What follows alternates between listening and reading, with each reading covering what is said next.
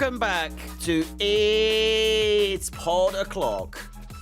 Match week 10. We're back for yet another episode. We're back at the desk today. It's the second episode of 10, whereby I have been sat at the desk. And today's episode is brought to you by the desk for no other reason other than I just couldn't be asked to do the setup, which includes just moving the camera a little bit more forward. But I have to unplug everything and put it back in, and I just it's Sunday, for God's sake. Do you know what I mean? It's about 3:43.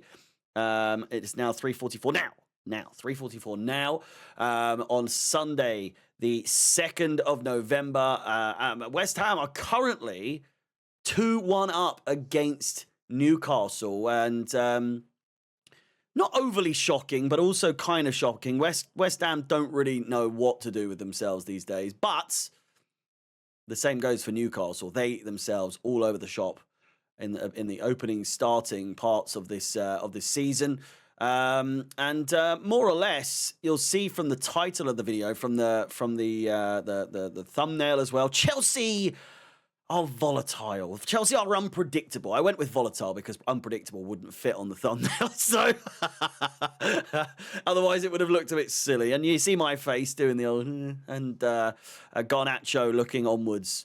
It's the first time I've done the thumbnail before I've actually done the episode, so a little bit of an insight for you there. I usually do the thumbnail after the fact.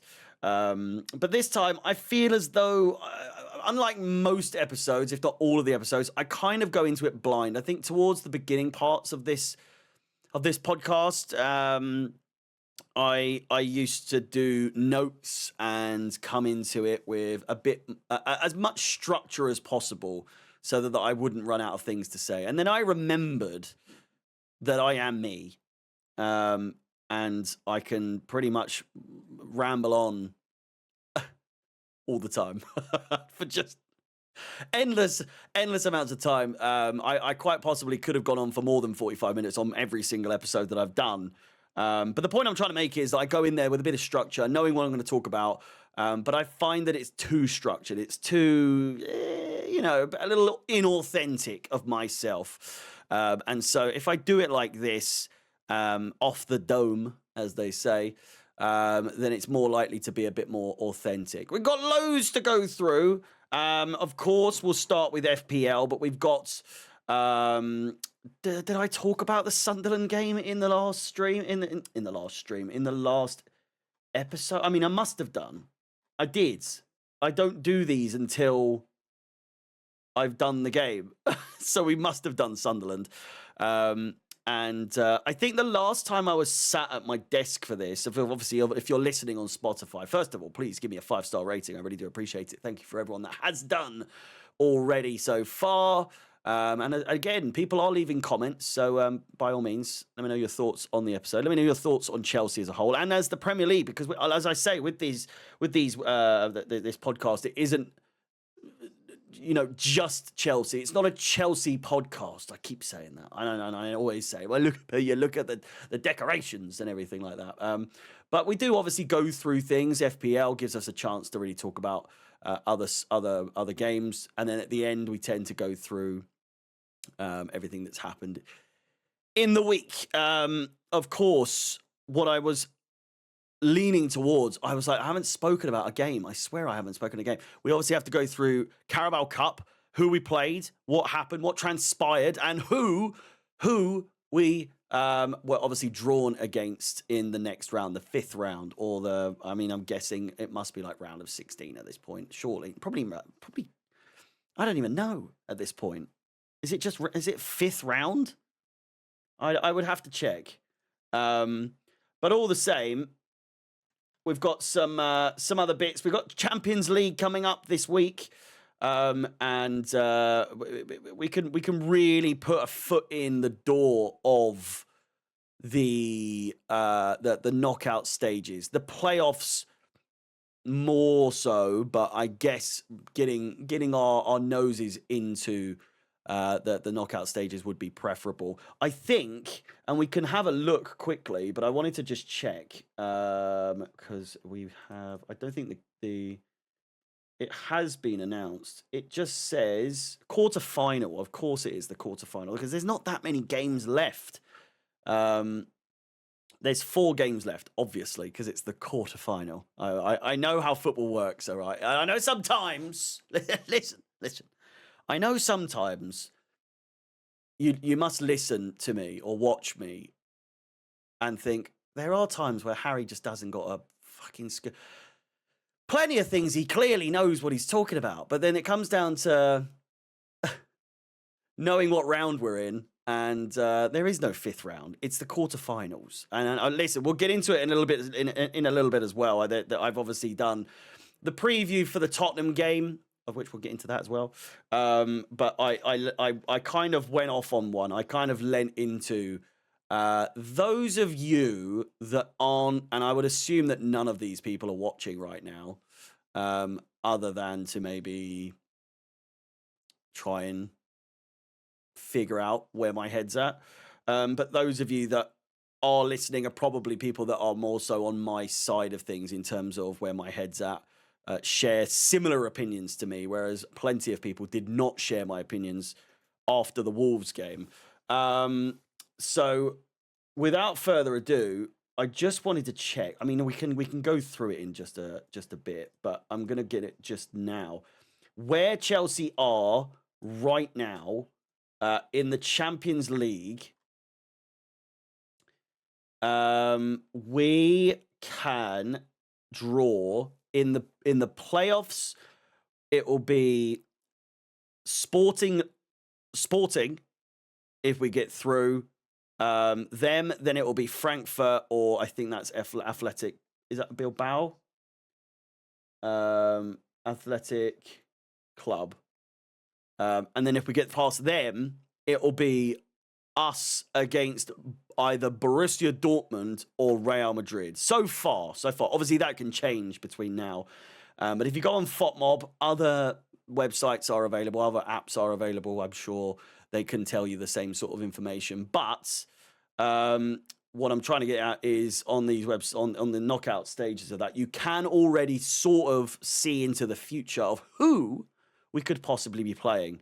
Because I think at one point it was us playing against Galatasaray, and then if we got through that whole malarkey, it would have been up against like Arsenal or Real Madrid. Now it's Arsenal or Inter Milan, but for us it would be Borussia Dortmund or Real Madrid.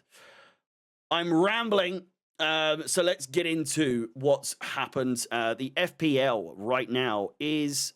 I had a little peek. Boy, oh boy, did I have a little peek. Why? Hang on. Did I delete the app? Where is it?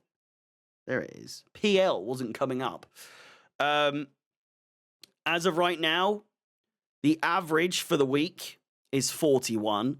The highest is 112. I'm on 65 points this week. And again, I was without 2 players, Matoma and Allison. I forgot to take them out.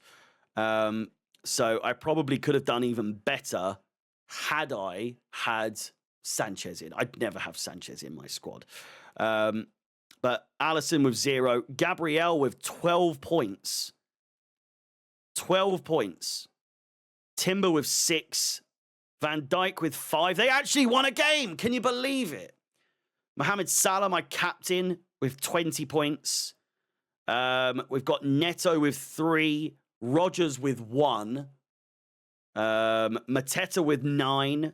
Joao Pedro, my vice captain, got the goal the other day yesterday against Tottenham. And then, of course, he's my vice captain, so 9 points for him. On the bench, we had Gurhi, 10 points. Obviously, that doesn't count, unfortunately. Would have probably been better to have him over Virgil van Dijk. But we do still have Semenyo to play against Manchester City, who, but Bournemouth are doing all right. Bournemouth are doing all right these days in the scheme of things. As for me, I'm up to 26th. I'm up to 26th with 545 points. And we have Anus in number 1 with 7-seater. I don't even know what that name means, and I feel like I'm going to get baited by saying something I shouldn't say. 638 points. So we are still just about under 100 points. What can I say? I need to update my Premier League squads. I'll probably wait until the international break, and then I'll forget then as well. Here's Bowen, in with a chance to make it 3. Puts it over the bar. 5 minutes of added time. It's calling for a corner ball. It's calling for a corner ball. Not be given. Listen. We'll start things off with the Wolves game. I mean, because it all kind of got hairy, didn't it? It all kind of got hairy. And then in the preview for the Tottenham game, I started going off on people again. Those of you that sort of disagree with where my head's at. And obviously we'll talk about the Wolves game, but also touch on. So I turn this off. We'll touch on, yeah, I feel like that's better. It's not as harsh. We'll touch on Maresca as well. In the scheme of things, because I was very judgmental. I was very, I wouldn't say quick to judge is the word or the phrase, but I had a lot to say. I mean, I think it's a culmination or an accumulation of emotions that I possess towards or as a result of Maresca's actions. The man frustrates me. There's no other way to put it. He is a very, very, very frustrating man. And specifically with the Wolves game, I think the point that a lot of people who disagreed with where my mindset was, where my head was at, is that so much praise, so much, what's the word? So much defense, I suppose, towards Maresca from people who are very fond of him, people who like him as their manager, people who do, for some reason, see him as the long-term future. They were very quick to say, well, the first half was so good. The first half was so so well done, so well managed. And it was. Of course it was. We were 3-0 up. But in the second half, when it all went to pot, that's the players' fault. Is it? That's the message that a lot of people are giving me. And I'm trying to stay calm in this because I like the podcast being more sort of like cool, calm, collected, and not necessarily about losing me rag. If you want to see, if you haven't done so already, if you want to see me in a bit more of a aggressive and outspoken version of this talk, then by all means, check out my Chelsea-Tottenham or Tottenham-Chelsea preview where I was fuming. Really, not fuming, but I was just trying to get my point across a little bit too much. They scored pretty much straight away in the first. Well, let's go through the goals. Obviously, Gittins had a fantastic game. George, Esteval, Santos with the goals. They were all very well worked goals. Even Esteval's goal, which obviously was fantastic in terms of the finish, but the build up to it was obviously that of, you know, a mistake from their player who played it back, and it was Andre Santos, I think, picked it up and left it off for Esteval, who pretty much mugged him for it and then dinked it over the keeper. It was a fantastic goal, a really, really good goal. I think the first one, Gittins didn't know too much about it in terms of maybe the assist wasn't as good. I can't quite remember. But with George's one, it was really good. Could have been offside. But then in the second half, it all just kind of went downhill. We conceded very quickly. And I remember with the watch along, the second half, we were all kind of like, this is, this is over now. I think we were doing a quiz, and we weren't really that bothered. Chance to make it 3-1 here. It's in. West Ham have won 3-1. Can you believe it? It's a weird season this season. It really is. It really, really is. Oh, my word. But yeah, conceding 2 goals, pretty spaced out, to be fair. 48th minute and then 73rd. It all kind of was unnecessary and scary. Really, not scary. It wasn't scary, but it was worrying. Because it just makes you wonder, it makes you worry if we can absolutely be dismantled and fall apart for no reason, really. Let's not lie here. Let's not joke about here as if the Delap red card caused any of these issues. It's the substitutions. It was the substitutions. I would argue we didn't need to make any substitutions. We were resting players, for Christ's sake. We had a very, very rested side. Jorgensen in goal, Gusto, Achimpong, Tosin, Hato, Lavia, Santos, Buenanotte, Esteval on the right, Gittins on the left, George up top. We're playing against Tottenham on the weekend. I understand that maybe you want to get some players to have a bit of a run around in the build up to the game on the weekend, but we were fine. We were fine. Again, 60th minute substitution. Not awful timing, but it all just kind of went wrong.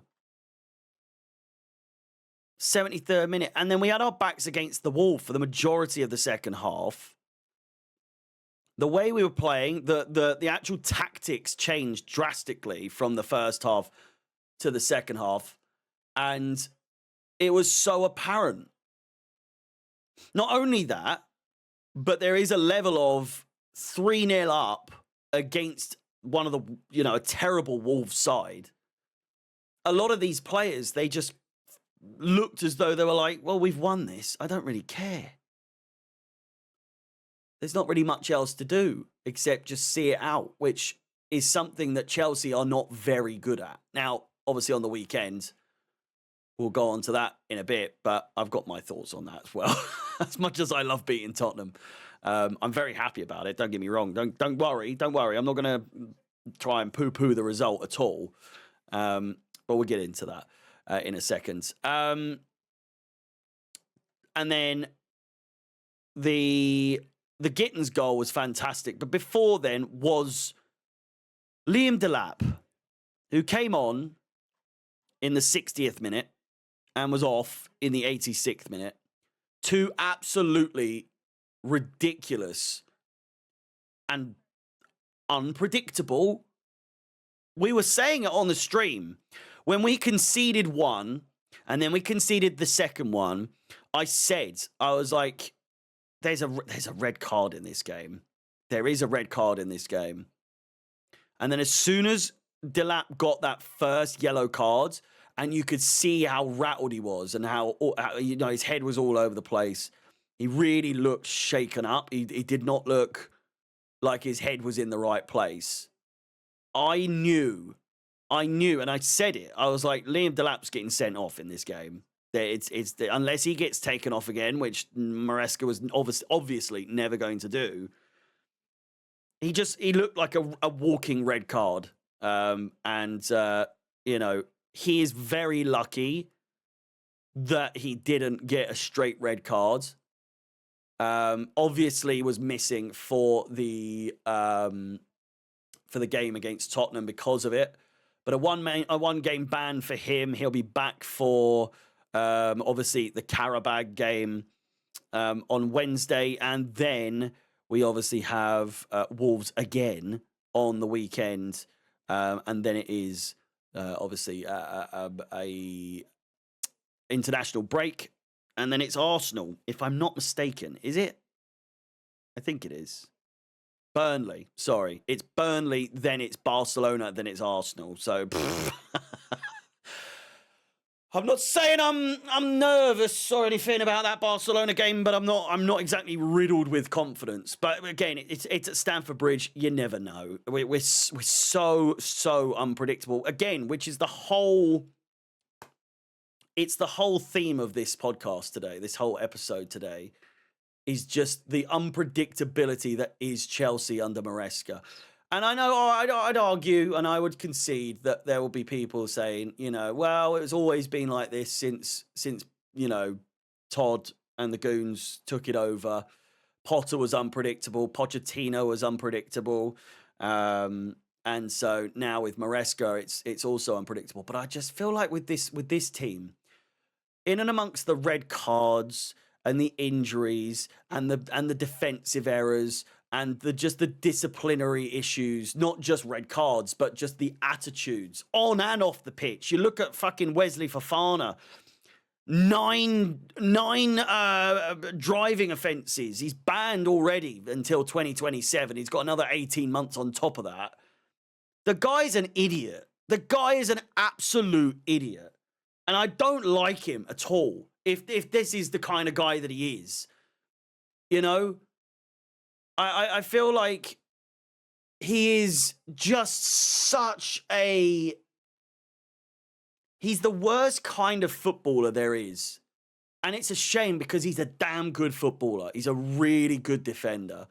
And on his day, you would argue probably our best. And I do think he is better than Colwill. But I can't stand what you read about him in the news about, the way he drives and everything like that. That video of him herring onto the hard shoulder and then just fucking whizzing off could kill someone, for Christ's sake. I just don't understand what sort of life this guy intends to live. I just, in and amongst his injuries and being out for as long as he is, and he's driving like that, I just think, honestly, wouldn't surprise me if it came out like one of the long-term injuries that he had was actually a fucking driving-related injury. Well, one of those ones where he didn't get injured on the pitch. It was in training. He got injured in training. No, he didn't. Fuck off. I'm not buying it at all. I just don't like the guy. Sooner players like him with the mentality, like the behaviors that he has are gone, the better. It's no wonder that, I'm surprised. Has he ever been sent off for Chelsea? I'm sure he has. Wesley Fofana. Transfer market. Maybe he hasn't. He's never been sent off in his career, it would seem. Surprising. Just surprising. With the lack of brains and the lack of ability to make rational and good decisions in life behind the wheel, when you have not only just the responsibility of being a driver, but to be a responsible adult who is, I find it weird that footballers are even still role models to a degree. Like some of them are really, really good at being role models, but others are just like, why even bother? Some of them are fucking idiots. And he's up there with the way that he treats his career, as if it's just like, I could die in this car crash, or, fuck it, why not? It just, fuck everyone else. Just such a fucking idiot, isn't he? Anyway, I don't really like him. So that's the Wolves game gone. We move on to, obviously, very quickly, who we have next, and that is Cardiff. We play against Cardiff. And not only that, they are the only side who are not a Premier League side. So we got Arsenal, Crystal Palace, We've got Man City versus Brentford, Newcastle versus Fulham, and then Cardiff versus Chelsea. It is 16th of December, 7:45 kickoff, Christmas pretty much as it goes. It's a Tuesday game, roughly a week and 3 days before Christmas Day.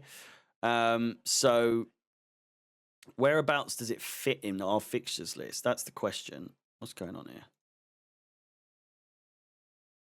Fixtures list. So Arsenal, Leeds.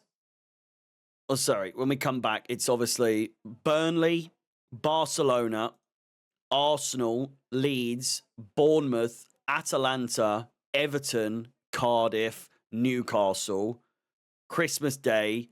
Then it's Aston Villa, Bournemouth, and then it's New Year, and we're into 2026. Oh,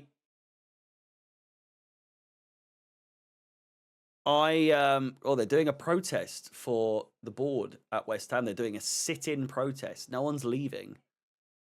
I mean, there's plenty of people who have left and have decided to not support the protest, but there you go. But yeah, it's in and amongst like a really good run of fixtures. Everton and then Newcastle either side. Everton at home, Newcastle away.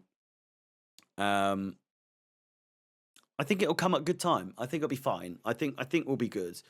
I can honestly see us going through. I mean, you would hope so. You would hope so.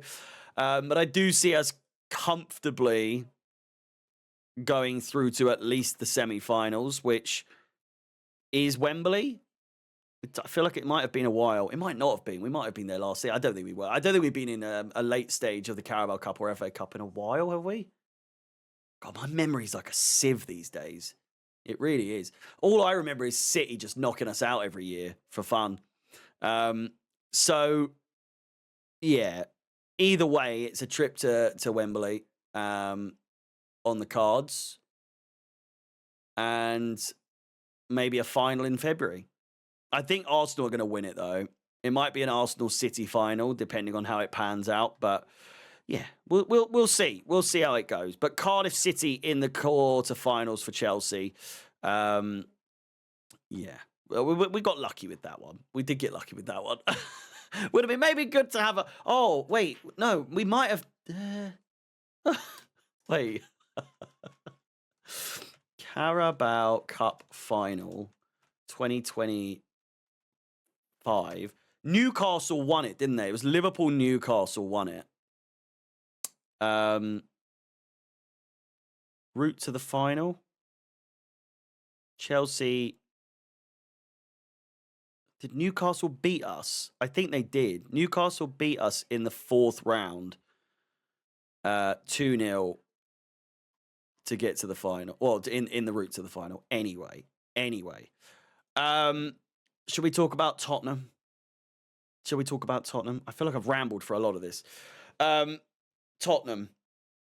I said in my review of the game, after the game, at the full-time whistle, death, taxes, and Chelsea beating Tottenham. We are on a pretty good run, so more or less against Tottenham these days. I did see a lot of people saying it's 5 in a row, and I don't really understand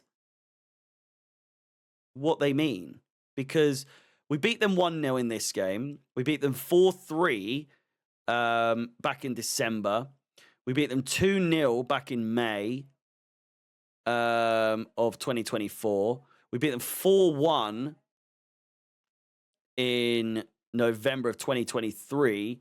But then we lost 2-0 back in February of 2023. So I'm unsure where I keep seeing people bang on about 5 in a row. Unless, well, no. Because even if they're talking about like winning away to them, we lost against them in that game. So I don't know. Anyway, listen, with this game, I think we got a little bit lucky And hear me out, we were lucky in the sense that Tottenham were just very, very Tottenham in the worst way possible for them. We could and should have won about 5 or 6-0 in this game, which for me, these are the negative. This is the bit where I'm going to sound negative, right? I think it's worrying that we can't put away more than one chance. And I know most of them went down to Joao Pedro, but I just think when you think of, I wouldn't say Cardiff, but say we come up against City or Arsenal or you know, any of them in a semi-final, route to a final, Carabao Cup or not. My point being, or even Barcelona. Let's put it that way. Barcelona. That's a one-off game, and you need to be taking your chances. You can't be wasting those chances. It's basics of football here, boys and girls. It's not, I'm not saying anything new. You know, this isn't something that people are not saying. More people are probably saying it than not, is finish your fucking dinner. You know, Joao Pedro could have scored 4 goals yesterday. So whilst I'm over the moon, as I always am, when Chelsea beat Tottenham, especially because, you know, all of you know, I find that it is my favourite fixture in the Premier League. I get annoyed when we aren't taking the chances, like Gittins. Gittins had a fantastic chance, and whilst, yes, it did bobble, it's just frustrating when you play a game like this and say, I don't think they had too many chances, if any, to be fair. You look at the stats, 1 shot on target that they had. 1 shot on target. And listen, I've praised Maresca for all of you fuckers that are you're so anti-Maresca, you just don't like him. And so you're just anti-Maresca for no reason. I went at him for the Wolves game, and I've had a couple people on, especially on TikTok, because I didn't do a review video on there. So I kind of get it, because not everyone's going to watch the review. But I did say congratulations to Maresca for the way we played against Tottenham. But I would argue we got lucky because Tottenham were fucking shit. 3 shots, 1 on target. I'm not buying that we were good defensively, because there were multiple times that they were through on goal or had chances and it just didn't pan out for them. And 1-0 for Chelsea at this current stage is so risky. It is so painfully risky to see out and to expect this Chelsea side to see it through. It could have easily gone wrong. It didn't. I'm saying a lot of coulda, shoulda, wouldas, ifs and buts and all that sort of bollocks. And ultimately, we did win the game. So I'm very happy in that regard. I'm not wanting to be proven right or you know, Chelsea to go on a downward. I very, very much prefer when Chelsea are playing well. Thank you very much. So all you people that are saying, you just want the worst so that, you know, you can benefit off of it and get views and fucking, you're just negative. I could not be further from that kind of creator or content creator, whatever the fuck you want to call me.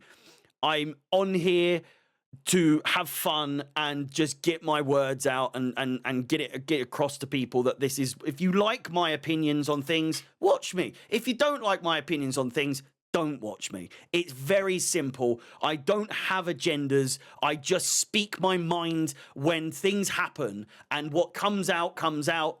I have gone on record many times to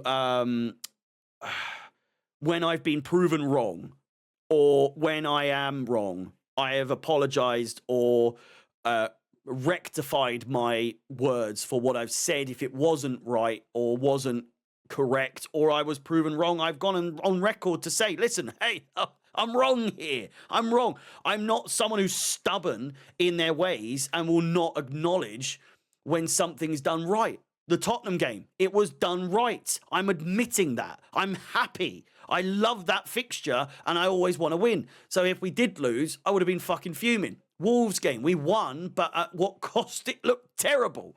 It was awful, you know? So I in the moment, I was very sort of, what's the word? Animated, heated, however you want to call it.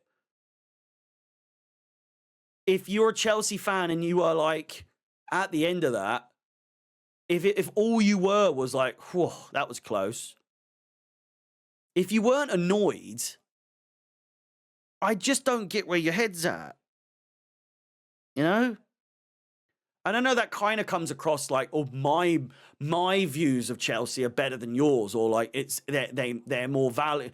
It's not that. I'm just, from my perspective, if you didn't get annoyed and start asking questions like I did with that short that I posted on the YouTube channel. Maresca out? Question mark. Oh my word, the people coming onto that saying, yeah, such low IQ in football. Like how you can honestly say Maresca out. I was posing the question. This isn't sustainable the way we're playing at the moment. It isn't how I want to be week in, week out, where we beat Liverpool, we beat Tottenham, and then we lose to Sunderland and nearly balls it up against Wolves. And it is simply put, the smaller games, or the games where we are playing lesser opponents, however you want to call it, not the top six, I guess.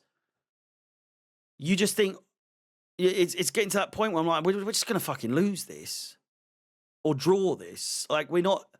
There needs to be some there needs to get to a point where some games are seen as a guaranteed win because it is a guaranteed win.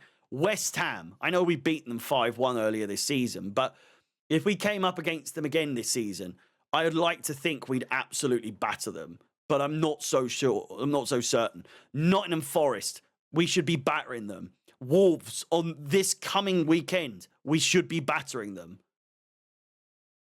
Especially because it's at home. And I know our home record is 16th in the league right now, but our away record is 3rd. How does that work?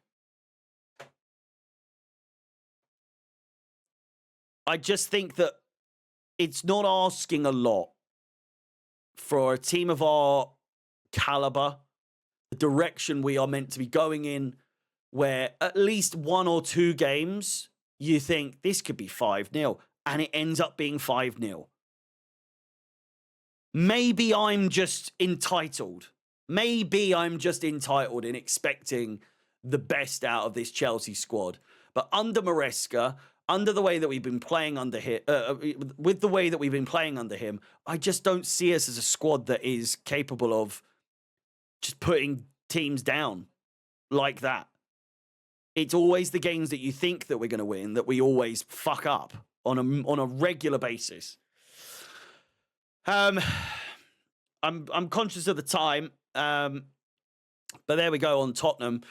Last but not least, we've got Carabao coming up. I think that should be a peppering, to be honest with you. And looking at the table very quickly, let me look. We'll go through some of the other fixtures in the league and the table, of course, and then we'll wrap it up. But we'll look at the Champions League. We've got an early kickoff, 5:45 midweek, because it's in Kazakhstan. I think it's Kazakhstan, is it not? But we are currently 11th in the league. 2 wins, 0 draws, 1 loss, 7 goals scored, 4 goals conceded, plus 3 goal difference with 6 points out of a possible 9. A win would obviously do us very well. That would take us to 9 points. We would be in the top 8, which is automatic promotion into the knockout stages. But if you are from 9th to 24th, that is the playoff area. It's risky, you know. I think Carabao are actually doing all right. They're 13th. They're only two stages below us, two positions below us with 6 points as well. They've beaten Copenhagen and they've beaten Benfica. So, hey, maybe this isn't going to be the walkover that I think it's going to be, or I think it should be. We'll only have to wait and see. I'll obviously be live for that game, so please do check that out. Again, 5:45 p.m. UK time on Wednesday this week. A weird time, but it's the time difference and all that sort of stuff. Right, last but not least, the table. So, second place at the moment. They're about to play. In fact, they're about to kick off in about 5 minutes' time. I would have done it, recorded this at the same time, but these games were just not like West Ham, Newcastle, boring. Not boring, but not like one where I'm bothered about. Like, oh, I'm set up and I'll watch it at the same time. Likewise with City, Bournemouth, but I do think it's going to be a good game. Bournemouth in second place. Level on points with Liverpool. Tottenham in fourth with 17. We're on 17. Sunderland are on 17. Man United are on 17. City on 16. They could go up to second place with a win here today or yesterday. You'll obviously find out before I do. No, after I do. You'll already know is what I'm trying to say. It's a weird season. It's a really, really weird season. I don't even know whether or not West Ham, Nottingham Forest and Wolves are the guaranteed people to get relegated, teams to get relegated. I think Wolves definitely are. But I think 18th and 19th is very, very much up for grabs. West Ham and Forest look fucking shit, though, that said. And I wouldn't be upset. Can we all just sit and laugh at Forest, please? The entitlement from Forest fans to assume that they are like back in the big leagues after last season, where they bottled it, by the way. They were in the top 4 all season to then bottle it right at the end. We take their spot. See you later. Fuck off. Have a good one. And now let's also not forget the season before and the season before that, 16th and 17th back, one season after another. To then where they finished, it's embarrassing, really, that they finished 7th. Whoop-de-fuck, Then you look at 23-24, 17th place, 6 points off of the drop. 22-23, 16th, 4 points off the drop. And just the way they treat, like, managers of, like, oh, Ange isn't good enough to manage... He's not, but Ange isn't good enough. Get him out. All these managers, get them out. I'm sick of all these. Who do you think you are? Who do you think you are? I could go on about Forest. I fucking hate them. I used to really like them as like a neutral, but recently, in and amongst like the Palace situation and with the Europa League taking their spot, fuck off. Their owner, twat, can't stand the bastards. But at the end of the day, it looks as though, and this isn't me adding pressure like everyone else does, it's Arsenal's to lose. It is already Arsenal's to lose. Like, it's not even close. It's not even close. City win here today. They got to 19 points. That's still 6 points off of top place. 6 points already clear. And I think it's only going to get better for them. They've got Sunderland next. You look at their fixtures. They've got Sunderland, Tottenham, Chelsea, Brentford, and Villa in the next 5 games. I think they could win all of them, to be honest with you. Set piece merchants, it is what it is. It's fucking boring, but it's winning them the title. It'll go down as quite possibly one of the most boring wins, but Arsenal fans will lap it up. They won't shut the fuck up about it. But rest assured, if they do bottle this, it's a bit early to say they bottle it if they don't end up winning it from now, but it's, at the Christmas period, once it hits Christmas, New Year sort of time, we always know roughly if someone's more than likely going to win the league. But time will tell. Time will tell. Right. Listen, I've rambled. I've gone around in circles. I'm done with this whole back and forth. Fresh slate now going into this new week. We'll see what happens. Carabao, Wolves, and another international break. Thank the Lord. We could always do with a bit of an international break. Please like the video, subscribe, hit the bell notification to be notified of any future content on the channel. If you're listening to on Spotify, thank you very much. Really do appreciate your support. Give me a 5 stars and leave me a comment. As always, my name is Harry, out the Chels.